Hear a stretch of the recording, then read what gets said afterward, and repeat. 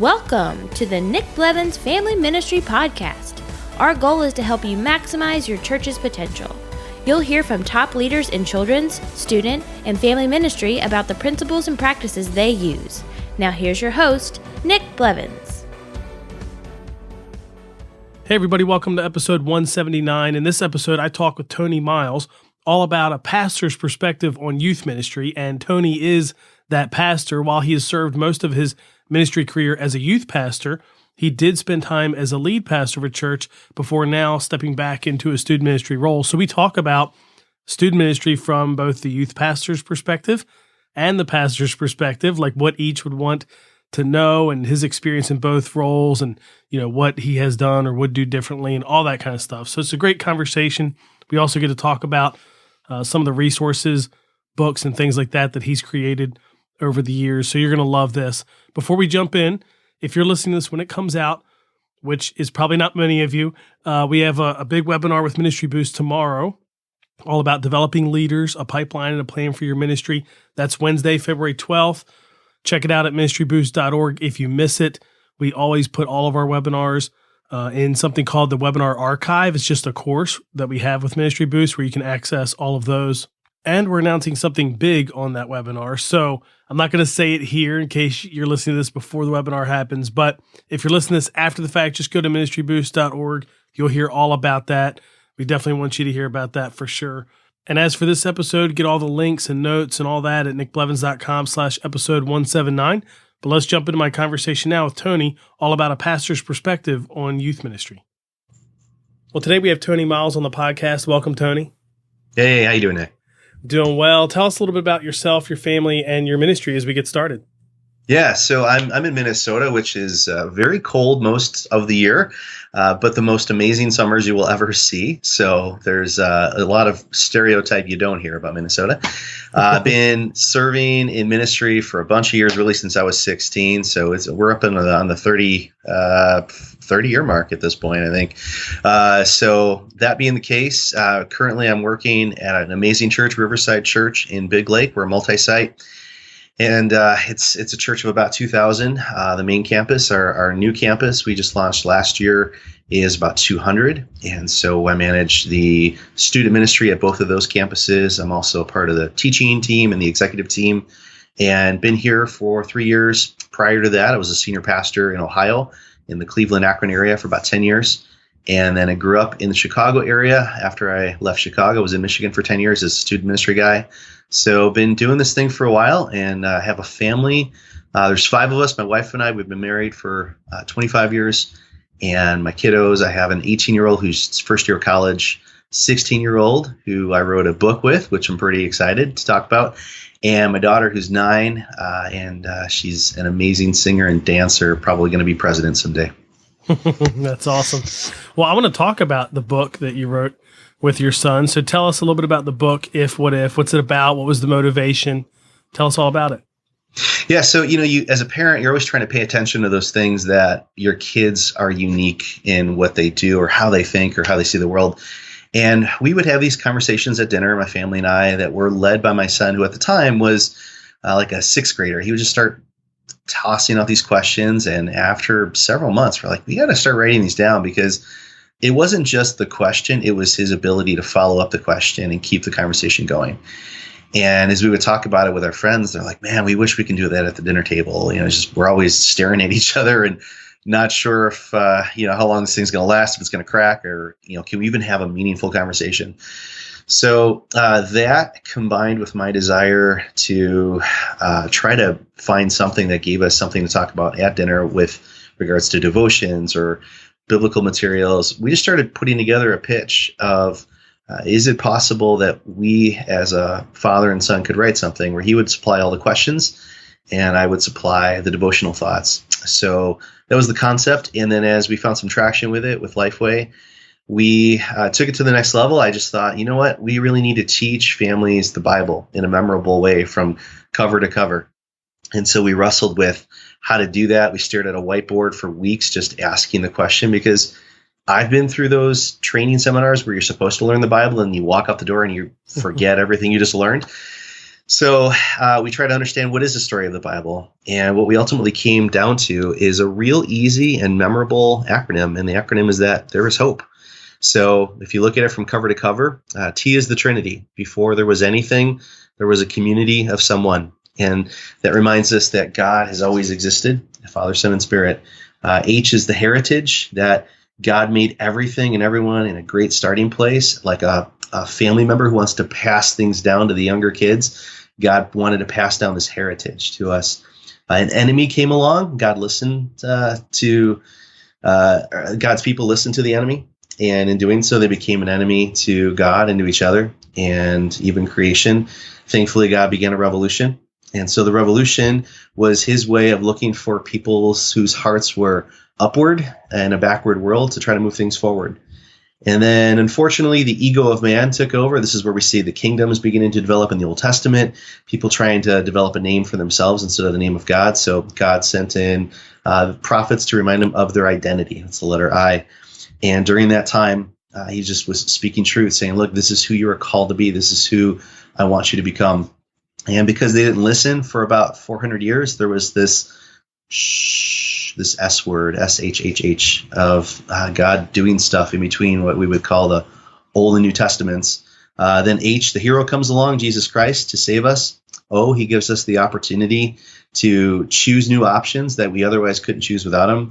He gives us P, a purpose, and allows us the opportunity to E, enter into eternity. So throughout the course of a year, we basically walk families through day by day that there is hope. And whatever chapter you find yourself in, there is another chapter around the corner, and you can take the step that you're in to get to the next step. Yeah, it's like a 1-year devotional, right? And what would you say, because how old was your son when you all wrote it? We started writing it when he was just entering into middle school. And so there was just a lot of collaboration, which he would enter stuff into his little iPad, and I would take it and I'd run with it and write a devotion based on that. Or sometimes I'd have the devotion and he would write the questions. So everything opens up with kind of a quirky question, like the whole if, what if. He would begin something like, hey, if you could change the law and everyone would have to listen to it, what law would you change? And so you'd have a conversation about it. And then the what if is, what if your new law had a side effect of eliminating all other laws? And so families just kind of wrestle with that. And then I introduce a scripture verse that I think bridges those questions with a devotional, and then we run with it. And it's kind of the kind of thing where really all ages can benefit. My family's been reading it, obviously, since it's been out. And so I've got a 9-year-old now. We started reading it when she was 7. She was getting stuff out of it. My oldest son, when he was 16, 17, was getting stuff out of it. I've had people tell me they read it themselves. It's the kind of thing where I just wish somebody would have handed it to me when I was a new believer. I came to Christ when I was 16, and somebody would have just said, hey, here's the story of the Bible. Like, it's actually one story, and there are different chapters and different parts to it, but you're in it, and there's hope. Yeah, what was it like? I got to know, what was it like to write it with your son? I mean, that's pretty cool. You know what I mean? And now it's, he's older. There's been some years now that this has passed, and you've been able to see other people use it and some of the impact of it. But what was that like? I think from a dad perspective, there's just this humility that you get to do something like that. It's kind of one of those bucket list items that I never thought would even be on my bucket list. But to do that and to have that, like, this is the kind of thing that now that it's all said and done, we can pass it on down to our extended family as the years go on. But the process of writing it, man, I was in the middle of doing ministry. I'm in the middle of navigating some weird, stuff going on in our church at the time. And at the end of the day, I'm coming home and I get to do this thing with my kid. And it was so fun because I would open up my laptop and see all the work he'd done on his end of it. And there would be times we'd be driving to the community center together to exercise, and we're just riffing stuff out in the car, or we'd go out to grab a smoothie together and we'd knock out a few chapters. Like, it was just great. And there were probably 5 or 6 devotions that he wrote himself, and to see that was in him and he was capable of that, it just blew me away. And you always do that dance when you're in ministry and your kids start to go that way of going, man, I hope they're not just doing this because I'm their dad. But to see that was in him, and he has thoughts that are definitely not my thoughts, that are better than my thoughts, and to put those on paper, it was truly a blessing. Yeah, that's awesome. And where can people get it? It's everywhere. It's sold at Barnes and Noble, Lifeway. I think Target even has it. So you just have to Google "If What If" and you type in our names, Tony Myles and Daniel Myles, and it shows up. That's awesome. I want to talk about another book of yours that will kind of shape the rest of the conversation. I just love the perspective on it. You mentioned when you were telling about your story that you were a senior pastor for a while, but have done student ministry before and after. And so you wrote Uncommon Wisdom from the Other Side. A senior pastor talks about youth ministry. And so I'd love to just hear, a little bit of the motivation of the book, maybe some of the big takeaways that are in the book from your experience leading in youth ministry, but then also leading as a lead pastor, having both of those perspectives, which not everybody does. So tell us a little bit about why you wrote the book and, what are some of the big learnings that you experienced? Yeah, so probably a lot of this goes back to my story. I came to faith at age 16 through Willow Creek Community Church. And at the time in the Chicago area, I didn't know anything about it. I just walked into it. And it was what looked to be this college campus looking building compared to like the Catholic church that I would occasionally go to with my family at Christmas or Easter. And I really just sort of stumbled into faith. I remember after a month had gone by, I'm like, man, these people talk about Jesus. I didn't realize it was a church. I just thought it was this really cool building that adults got up and said things that made sense. And so I was drawn to Christ through that. I started serving there, but I always felt this front that I had to keep up. Like, man, I better make sure that as a leader, I'm keeping up appearances at doing what I'm supposed to be doing. And it drove me into a place where as I started to feel a calling to ministry, and you go to college for it, and you get graded on what it means to be a pastor and if you have the stuff or not. I remember going to my first church after college and being super pleased that people were now going to call me pastor. Like, you start looking for your accolades and titles and the respect that people give to the position. And a number of years went by where I was doing that. I was just hoping that I was doing my job right and nobody was going to find out that on the inside I was still this big kid and young in my faith and young in leadership. So I went through a few hard experiences, and in the process of that, God just really pruned me to realize that I wasn't intentionally trying to be prideful, but I would say things like, I'm at a point where I think I could do this in my sleep. You start feeling a little cocky and arrogant about your role. And then the Lord just decided to put some people around me that had sometimes my best interest at heart and sometimes my not so best interest at heart. And I started to realize, I got to reboot this thing. I got to reset this. And that was right when I was starting to feel a draw to more than youth ministry. I started to realize that my calling wasn't just to teenagers, but it was to the future and the health of the church over the long haul. So that included parents, that included whole families, that included kids ministry, that included a lot of things. So as I was emerging into embracing the idea of being a senior pastor, which I would have shot down if you would have told me, years before that, I started to realize I've got some stuff I've learned the hard way and want to impart that to others. So just started writing it down. And for me, I've always been a big fan of the book of Nehemiah, and that just really became my anchor. If you look at how Nehemiah is anchored to the Lord at the beginning of this thing, there's this sense that out of the overflow of that relationship, he's now able to care for what's going on in the immediacy around him. And then through that, he's able to make advancements forward beyond that circle. So as I labeled it for the book, you got to take care of your own relationship with God first. And what does that look like? Secondly, you have to have a relationship with your church as a local church member. What does that look like? And then third, you then can step into ministry. I think we go the opposite route. I think we step into ministry because we get hired for a job. And then to keep up appearances, we develop some sort of relationship with our church, kind of a fake it till you make it relationship. And then if we have time, we work on ourselves. But that's the opposite way we're supposed to do it. So the book just really unpacks that. It's kind of a Bible study through Nehemiah that's hidden within these three sections. What are some of the big things you would tell, let's say any student pastor, but maybe a younger student pastor, based on your experience as a lead pastor? Maybe it's the temptation to fake it and to not do that and be, authentic like you talk about in the book. But what are the big things that you would pass on that you feel like you almost don't get unless you have served as a lead pastor? Unless you've been on that side, you don't quite get that. Yeah, I think there's two sides to it. First, there's the what could a veteran youth worker impart to the newer youth worker, and then there's the senior pastor side of it. I think from a senior pastor's perspective, I had a real interesting conversation once. I was hanging out with a group of pastors. We had lunch together one day, and I said, hey, guys, I'm going to be speaking at this conference coming up. I'm going to be talking to youth workers. What would you say if you just had a nugget to pass down to them?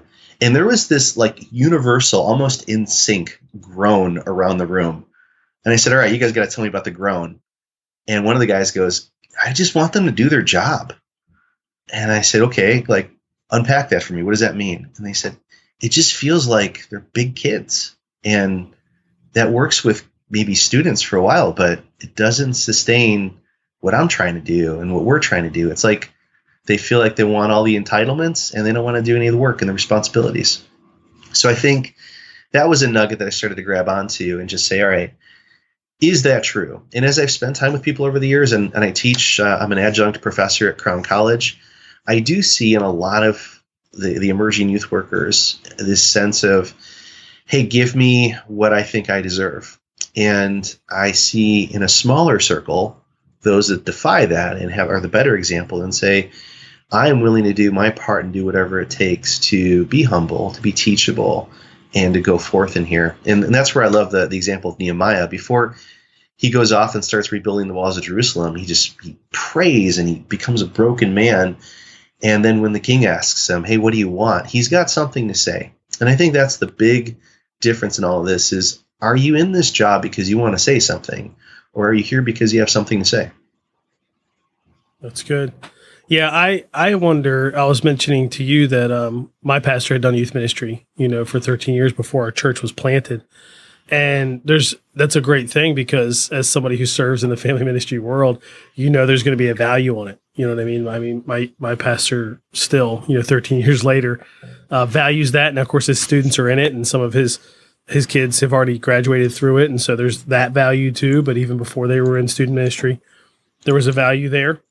And I've always said, and you would know this, I wouldn't, I've never been a lead pastor. I just think there's a burden, as a pastor that you can't know unless you've done it. And if your staff, regardless of what the position is, can kind of understand that and maybe think a little bit more with the whole church in mind, it's good for everybody, right? It is. And the hurdle with that is there are those who have been in youth ministry to become senior pastors. And then there are those who are in youth ministry because they were called to it. Mm-hmm. And depending upon the pastor you're working with, you're going to feel that difference because they might say, well, I did youth ministry for 5 years or for 3 years. And you're kind of like, yeah, but that was so you could become a senior pastor. There's a difference there in the advice that they give and the burden that they bear. But I do think that anybody who's done it has the compassion, has the empathy at the very least to say, yeah, this is rough. And working with students, working with children based on your job description, if you're a family pastor, if you're a student or children's ministry pastor, it's a really tough calling because it's very much a volunteer intensive movement that doesn't always get the respect that you get as a senior pastor.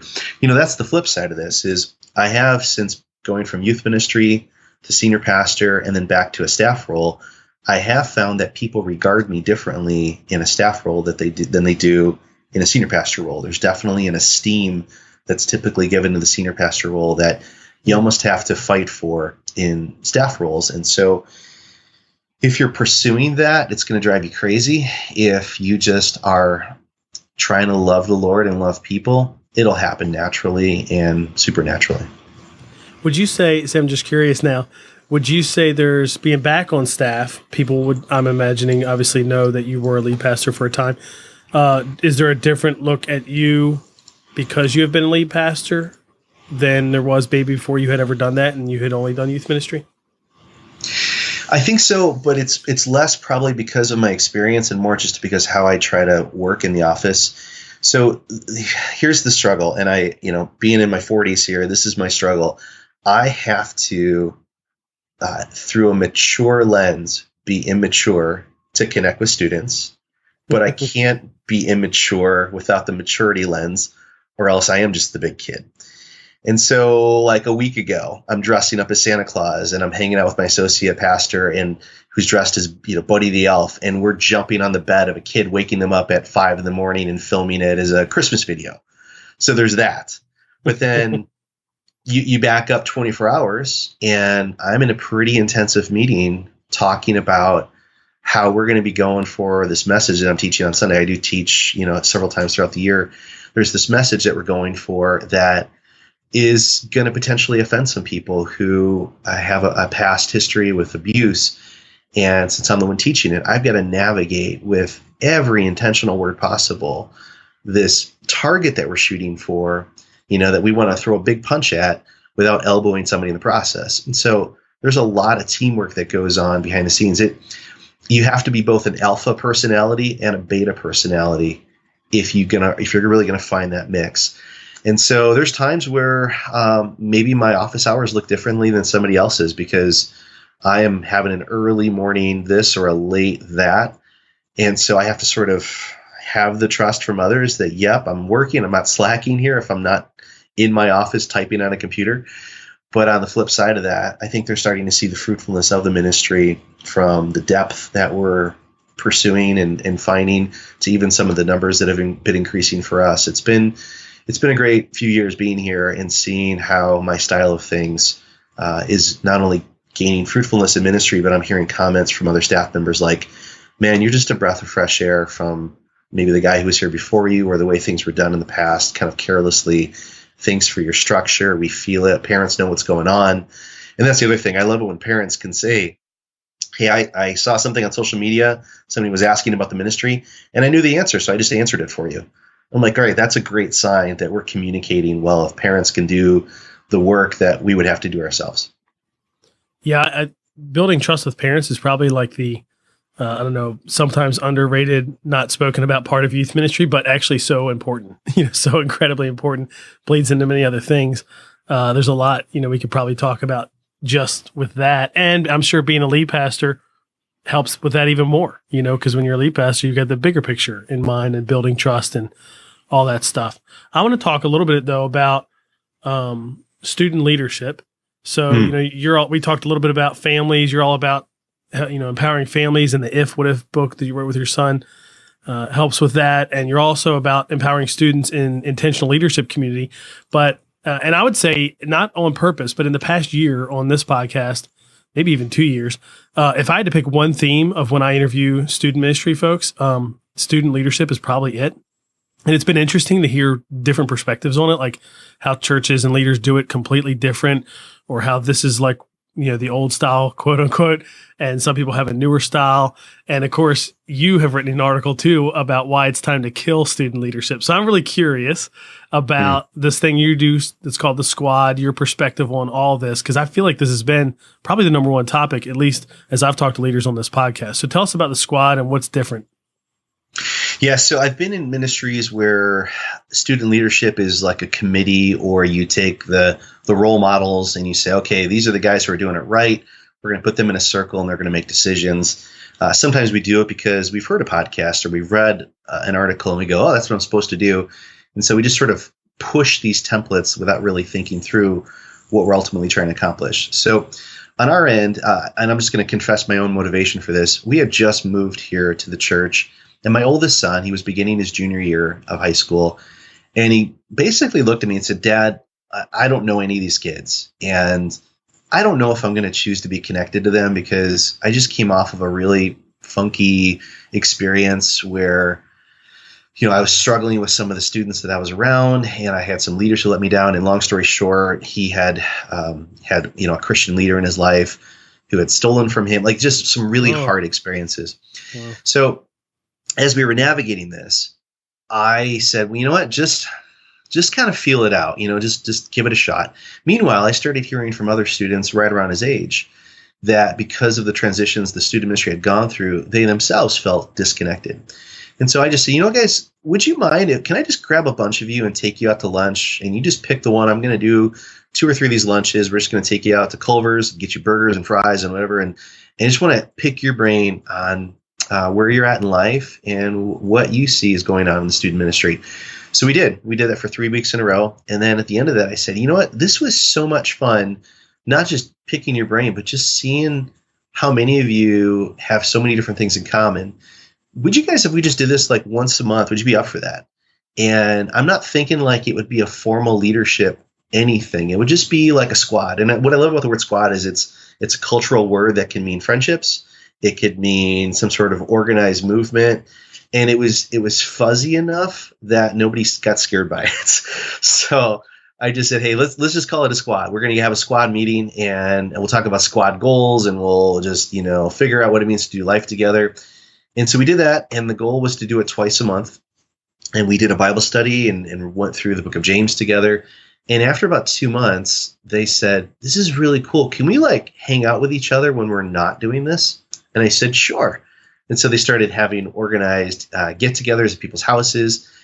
And I started to see all of these kids find each other. And what I loved about it most is these were not just the charismatic, extroverted kids who were doing things right. We had a lot of kids who were just wallflowers, who just didn't have any in and didn't have a ministry and didn't have anything. They just wanted to have community with other students who were all in with Jesus and were willing to be all in with each other, and maybe together be all in with the ministry. And so that's why we've stayed away from calling it like a leadership anything, because leadership scares people. It's a word that you either have a stereotype for, or it pushes you into a place where you feel like you have to be somebody or not.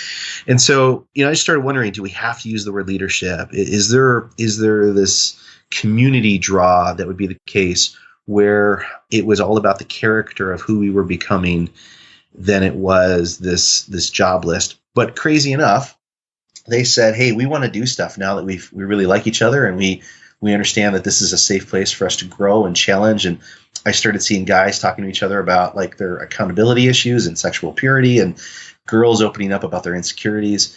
And so they just said, we're happy to do stuff. What can we do? And so we started using an app. We use GroupMe, which allows them to have these different threaded discussions.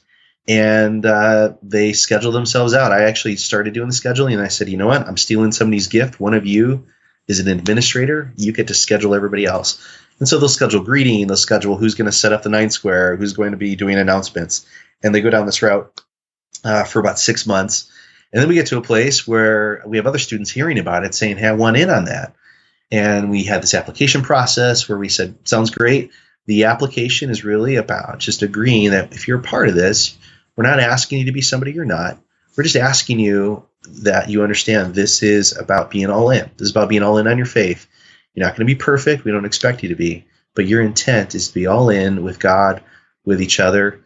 And if you can't do that, if you're too busy to do that, if you're too busy to care about the people in the circle, no fault. It just may not be for you. And so that's kind of been our goal. And the hidden secret sauce in all of this is anytime I'm in a meeting and they want to do stuff with each other, I just keep pushing the question of, hey, that sounds like that's really going to bless you guys. Who else could be blessed by that? So what could potentially be an inward focused thing is always being prodded to be an outward focused thing by just reminding them of the benefit they've experienced in being a part of Squad. So they have the motivation for it. They have the experience for it. And because everybody jumped in at the same time when we started it, and then we've had new people jump in, and it's not about position, but it's about person and the person of Christ. You don't have to pretend to be somebody you're not to be part of this. So you started with just a few informal lunch gatherings, and then it was one group, right? How many were in the original kind of group? Yeah, I think there were maybe 12 or 13, and now we have about 35 that are in it. So okay. My hope has been to figure out, as it's been getting bigger, how does this not become a little mini youth group or the elite group within the group. And so we've talked about we're going to cap this. We're past my threshold, which I originally thought of as 10% of the ministry. We have on any Wednesday night, we might have anywhere from 250 to 300 in our attendance with student ministry. That's middle school and high school combined. So we've said, hey, it's going to be 8th grade on up, and we're going to try to not get past this number, but we're kind of past it. And so what I think our next step is we're going to do maybe an overnighter in January and walk through what it means to be a part of restructuring this. So the possible restructure could be, hey, if you want to circle up with 5 other people in here and you guys take on different tasks together, maybe there's an affinity over stuff that you do together, like you guys are the greeters, or if you want to have an affinity just based on schools, I want to try to see where they want to go with this. But at some point, we need to have them taking care of themselves. Another hurdle we've had is as students graduate, we've had already 2 years of doing this, and we've had some students graduate and say, hey, I want to keep doing this. Can I be a part of helping nurture this? So I want to maybe employ some of those college-age students that serve as small group leaders in our ministry to younger kids, maybe be more peer-to-peer leaders with these older kids. So there's a lot still going on with this that we're figuring out. But I think the one thing that we're doing right is we're just going step by step. We're not trying to pick a template and say, this is what we're going to do. But rather find those values. And the cool thing, I got to say, my favorite part is at the end of it all, my son came up to me one day, my oldest son, who was giving me all the grief. And he goes, Dad, I love being a leader. And I said, I noticed you use that word. He goes, yeah, I'm not afraid of it anymore. So there's been this win that's happened with kids. We had a kid who was going to hop out because he wasn't talking as much as any other kid. And I said, Ben, you are one of my favorite people in this group because you remind other people that there is no right mold. There is no right personality. And I'm glad he uses the word quirky. I'm glad you're quirky. Like that's a biblical quirkiness. Keep it going. And he's found his niche too. So it's been great. So that when they get together now, whether you directed it or they did, I mean, it's a pretty good sized group, 30 some of them. It's not like a small group anymore. And it sounds like they serve in roles to help the weekly environment happen too. So it's a little bit of mix, like their own kind of community outside plus helping make it happen. Does that sound right? Yeah. So we meet on Sundays after our last service of the day, and then we have lunch together. And so the first bit of it is just chit chat. One of the things that I uncovered a long time ago is when you walk into a room and there's a meeting about to happen, if chit chat is going on, it's a healthy sign. I did this massive study of all these different churches and church staff members and teams. And what I found is the healthiest churches that were being really fruitful, when you got to their staff meetings, they actually had stuff to say to each other before the meeting started. But when everybody's just sitting around waiting for the meeting to start, there's this intensity of authority in the room that nobody knows what to do with. And those were environments where behind the scenes, there was a lot of distrust or there was a lot of fear of leadership. So when I walk into the room, because I'm coming out of doing stuff upstairs with church services, and I see them talking with each other and loving on each other, and there's not one person in the room that doesn't have a friend they can talk to, I go, all right, this is a win. So I actually give them the first 20 minutes to just do that.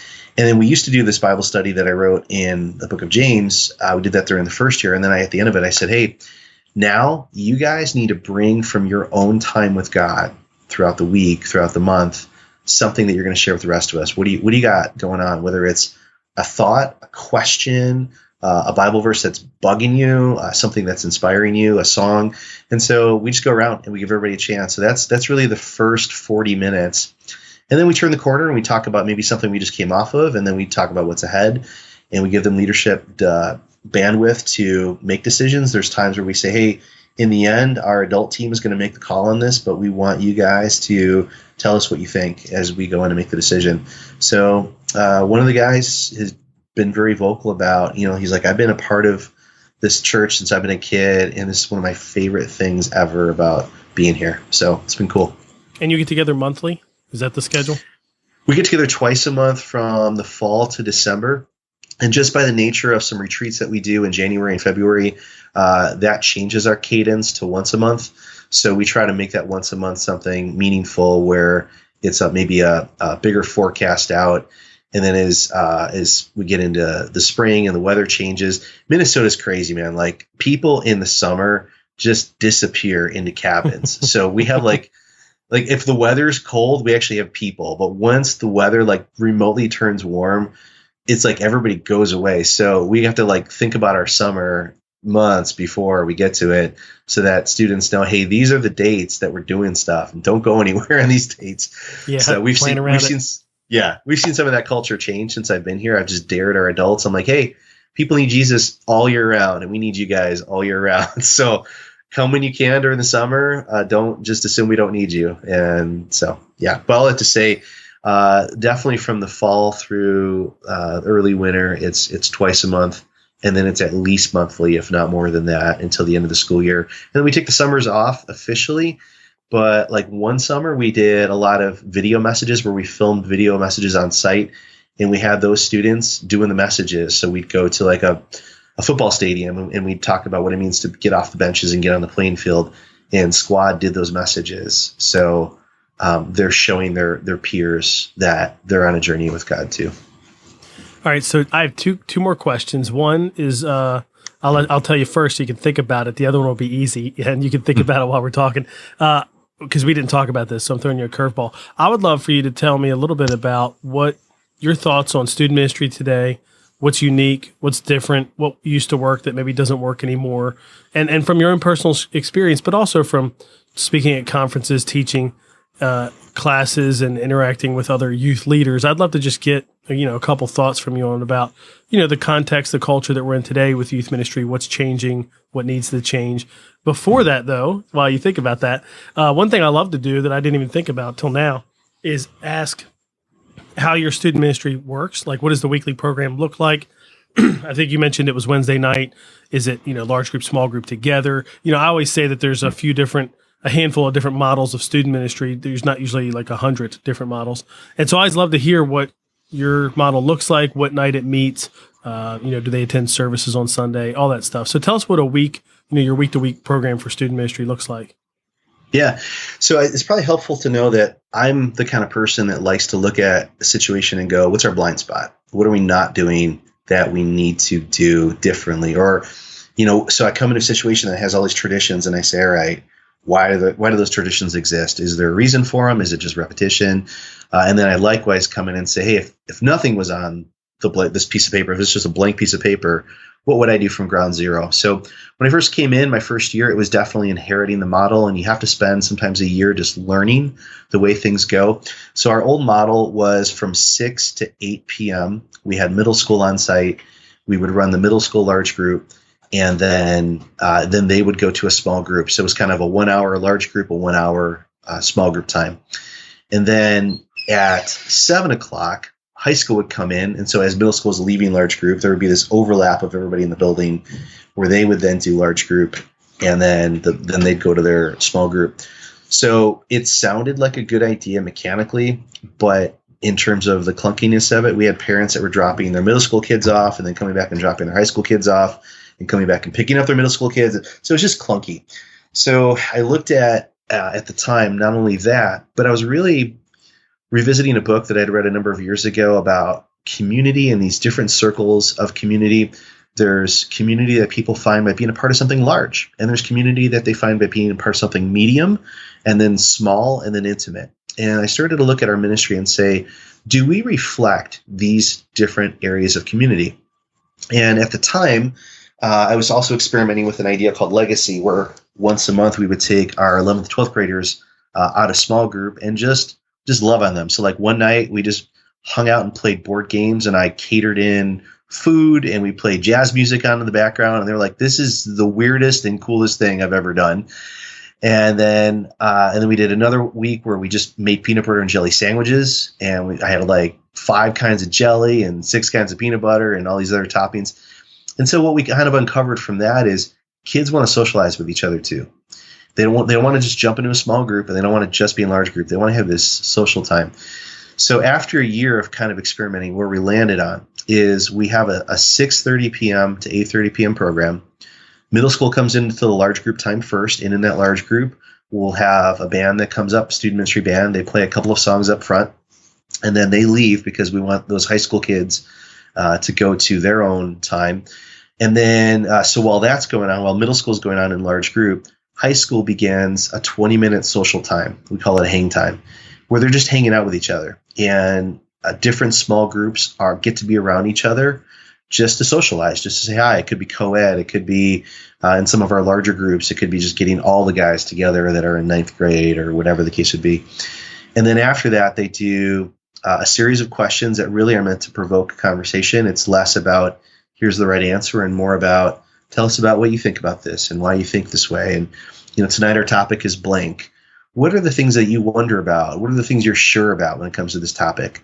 And so a lot of it just requires getting that information to our small group leaders a couple days ahead of time, if not even before then, so that they're able to think about it and prime the pump. And then after an hour, we swap. Middle school goes, and then they have their small group time right away since they're coming off the message. And then the last 20 minutes for them is hang time. High schoolers come in, and even our program, even our large group, we have the music up front again. But what happens in the middle, what happens near the end is I'm always looking at it going, hey, the topic is this. So how do we not just teach a topic where I give a monologue from up front for 30 to 40 minutes, but how do we create really an environment where we can experience the tension of why we're even bringing this topic up in the first place, and then show people where the scriptures are at.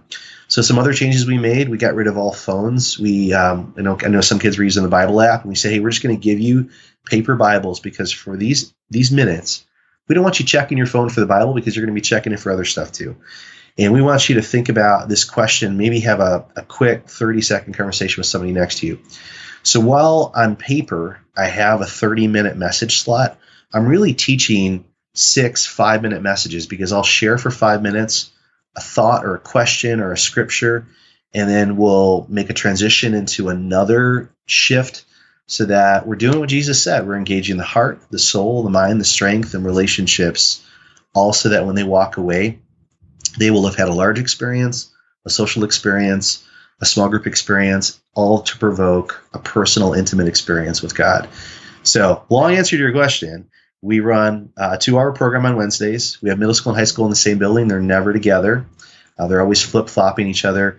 And it's really meant to create a greenhouse opportunity for them to be provoked and walk away with something tangible from the scriptures.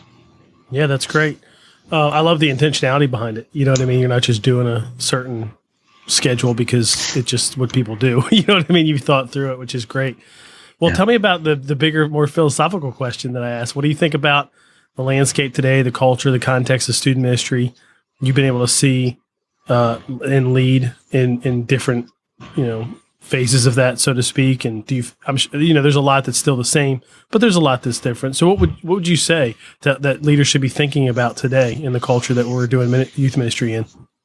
So I'll give you the wide answer, and then I'll give you the simple answer. The wide answer is we are immersed in data. We are just swimming in everybody's deconstruction or reconstruction of the right way to do this. And I think it's helpful. I'm not critiquing it. I'm just calling it for what it is. We are just immersed in it. There are so many sources of information, so many things. If you don't like what Barna says, you can find somebody who disagrees with him. You just go back and forth on this thing. And in the middle of all that, we've just endured a recession that, while we are on the other side of, some things haven't changed. When people realized that their one job a week wasn't going to sustain them, if they lost it, how hard it would be to recover from it, moms and dads started working jobs. And when the recession and the economy started to change toward favorable things again, they didn't stop being busy. And so just there's this busyness that's going on and on and on and on and on. And there's enough that's been said about this. I don't have to hit this, but obviously social media and digital materials and phones and devices really do rule most of our lives. Now, that said, the simple takeaway from this, I think, is if you can slow people down, even just for moments. There's a friend of mine who teaches at a local school, teaches creative in their creative department, does film appreciation. And in her class, she has the very first 2 minutes of class as 2 minutes of silence, where these amazing creative minds and people who can't wait to start making stuff just have to slow down and be silent and slow for 2 minutes. I feel like those are the things that are capturing the hearts and the attention of students and families. Practically, we've created what we call a mystery trip, where usually once a year, we'll just tell students, hey, for 4 or 5 days, you give us X number of dollars, $200, $300, whatever the case would be. We're going to take you somewhere. We're not going to tell you a thing. We're not going to tell you a thing about where we're going. We're not going to tell you a thing about what we're doing.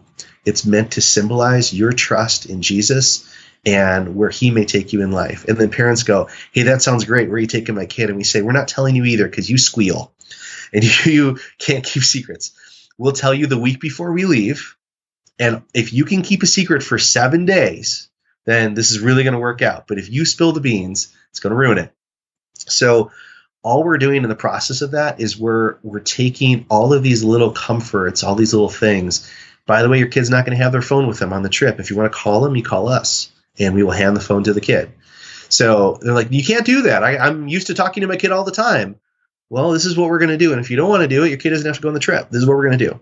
And so the last time we did this trip, we had 45 kids that went with us. And the first day we drove. And they don't know if they're going to be in the car for a half hour or for 6 hours. And we drove them from the Minnesota area down to Iowa. And we showed up on a farm. And we said, hey, guys, day one, guess what? You're farmers. We're going to help this family out. A job that normally takes them weeks to do, we're going to do it in one day all together as a volunteer workforce. And we did. And we have these kids on the farm doing, stuff in grain bins. And then they slept on the floor of a church. And then the next day, here's what we're going to do, guys. We're hopping in the car, and we do. And we end up in the Chicago suburbs. Let me show you some of the richest homes in this area. Let me show you one of the biggest churches that you've ever seen. And we're going to eat Chicago pizza. It's the most amazing pizza you've ever eaten. And then we're going to go spend the night at an inner city church in Chicago. And you're going to wonder if you're safe. It's a great question. That's what we're doing today. And we just go do it.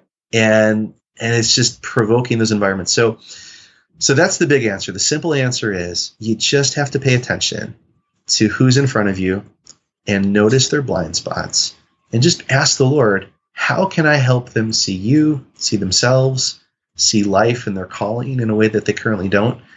And if you could do that one-on-one, you do it. If you could do that by making an organizational shift, you do it. But otherwise, we're just going to keep being busy and informed and putting ourselves in a feedback loop that we think is progress, but really all it is time and energy that isn't going anywhere. Our church is doing stuff that it shouldn't be able to do in terms of like things that were working 20 years ago still happen to work in our church. So I don't know that we have to get super inventive and creative. We just have to be personal about how we do it and make sure that it's working for the community that you're in. That's awesome. That's a good thought. And you're right. It is super, super busy. It's hard to get away. I imagine that kind of trip, like just one of the things you're talking about, no phones, not knowing what's coming. I mean, that's got to be a big challenge for parents today and students. That's brave of you to do that. And I'm sure it's super effective too, because you don't get those windows without that distraction and, without knowing what's coming. You know what I mean? Like there's a lot that you're able to do with that quite frankly isn't in most youth ministries, I don't think, that I see, that I know of. So that's pretty cool. Well, as we wrap up, how can people connect with you? Get some of the books. We talked about the one, but how can they connect with you either, if they have any questions or through social media or whatever it might be? Yeah. So it's Tony Myles, and that's Myles, TonyMyles.com. And for me, what I'm trying to do there is really just create space where things that I'm learning, I'm able to just pass along. I wrote for 4 years in the Cleveland area this article that went out to all the homes in the community. At first, it was just to subscribers, and then they said, "Hey, we're getting really good feedback on this thing," and it was just a Jesus-centered, like life on life kind of thing. So I try to write that way. I try to think that way. Stuff that you can pass along to the people in your circles. But then I've also got a leadership side to it, and so I've been working on how to really make that practical, and I'm excited for what's there. Other than that, I'm on social media and all those places too. So Facebook.com/Tony Myles, Instagram/Tony Myles. I think I just hit it all before anybody else did. So Nice. Super easy to find. Yeah. The different spelling of Miles probably helps, is my guess. I don't know though. You never know. Maybe we're just early, first to the party. Well, yeah, there's a pro or an NFL football player, ex-football player whose name is Tony Myles. And I've been approached to speak at sports camps. I don't know what he makes, but it's way more than I do. So those are great. Yeah, that's funny. That's awesome. Well, thanks for coming on the podcast, for these books that you've written, the wisdom that you share. 3 decades, decades of ministry, like you said. That's just awesome. We need that kind of longevity. And so, thanks for coming on the podcast and sharing with us. Yeah, it's been great, Nick. Thanks for what you're doing too. I really am a huge fan of your podcast and the ground that you're taking for the kingdom. Thanks, Tony. Well, I enjoyed that conversation, and I'm sure there's a lot all of us would learn if we had to spend some time leading in our pastor's seat, or maybe it's not our pastor, but whoever we report to. That would change our perspective. If that was the role that we had and we had to carry the burdens they carry and think about the things they think about, and our scope was their scope. So it was fun to hear that different perspective from Tony and talk about, what a cool thing he got to do with his son writing that book. So a few action items I think about is one, get the If, What If book and use that devotional for you, for your family, maybe for students in your church. The other one I think about is his Miracles of Jesus devotional. Maybe you can get that and do that with, again, your family or with students in your church. And the other action item I thought of was coming out of his squad story that he talked about and that team that he developed there with students. What if you got students together for conversations? Remember the origin, the beginnings of that whole squad thing was just gathering students together, having conversations and learning from them, leading them. What if you did that? Nothing big, not a whole program, not a whole ministry, not a whole new thing yet, but just gather students and see what you can learn and see how you can help them and disciple them. I think that'd be a great thing. You can get all the links and notes and all that at nickblevins.com/episode 179. If you're listening to this again when it comes out, don't miss that webinar tomorrow at ministryboost.org. If you're listening to this later, still go to ministryboost.org. You can learn about the big new thing that we're announcing. And if you want, you can watch a replay of the webinar there. So thanks for listening. I hope this is helpful to you. Really looking forward to that webinar tomorrow. Hopefully we'll see a lot of you on there. But I hope you have a great week, and I'll catch you next time on the Family Ministry Podcast. Thanks for listening to the Nick Blevins Family Ministry Podcast. We hope this helps you maximize your church's potential. We would love to hear stories of how you apply what you've learned. You can do that by leaving a comment on iTunes or in the show notes at nickblevins.com.